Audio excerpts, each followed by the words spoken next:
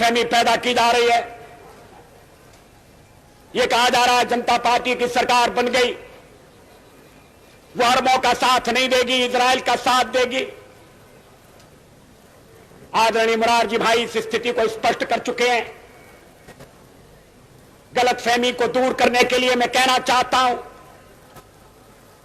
कि हम हर एक प्रश्न को गुण और अवगुण के आधार पर देखेंगे, लेकिन मध्य पूर्व के बारे में यह स्थिति साफ है कि अरबों की जिस जमीन पर इजराइल कब्जा करके बैठा है वो जमीन उसको खाली करना होगी। आक्रमणकारी आक्रमण के फलों का उपभोग करे, यह हमें अपने संबंध में स्वीकार नहीं है। तो जो नियम हम पर लागू है वो औरों पर भी लागू होगा। अरबों की जमीन खाली होना चाहिए। जो फिलिस्तीन है, उनके फिलिस्तीनी हैं, उनके उचित अधिकारों की प्रस्थापना होना चाहिए। इजराइल के अस्तित्व को तो सोवियत रूस ने, अमेरिका ने भी स्वीकार किया है, हम भी स्वीकार कर चुके हैं।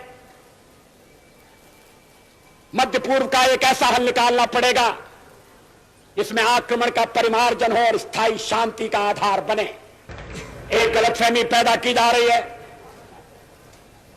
यह कहा जा रहा है जनता पार्टी की सरकार बन गई, वो अरबों का साथ नहीं देगी, इजराइल का साथ देगी। आदरणीय मुरारजी भाई इस स्थिति को स्पष्ट कर चुके हैं। गलतफहमी को दूर करने के लिए मैं कहना चाहता हूं कि हम हर एक प्रश्न को गुण और अवगुण के आधार पर देखेंगे,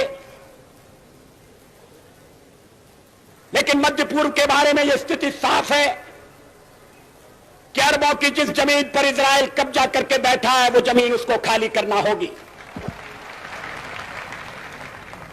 आक्रमणकारी आक्रमण के फलों का उपभोग करे, यह हमें अपने संबंध में स्वीकार नहीं है। तो जो नियम हम पर लागू है वो औरों पर भी लागू होगा। अरबों की जमीन खाली होना चाहिए। जो फिलिस्तीन है, उनके फिलिस्तीनी हैं, उनके उचित अधिकारों की प्रस्थापना होना चाहिए। इजराइल के अस्तित्व को तो सोवियत रूस ने, अमेरिका ने भी स्वीकार किया है, हम भी स्वीकार कर चुके हैं। मध्य पूर्व का एक ऐसा हल निकालना पड़ेगा इसमें आक्रमण का परिमार्जन हो और स्थायी शांति का आधार बने।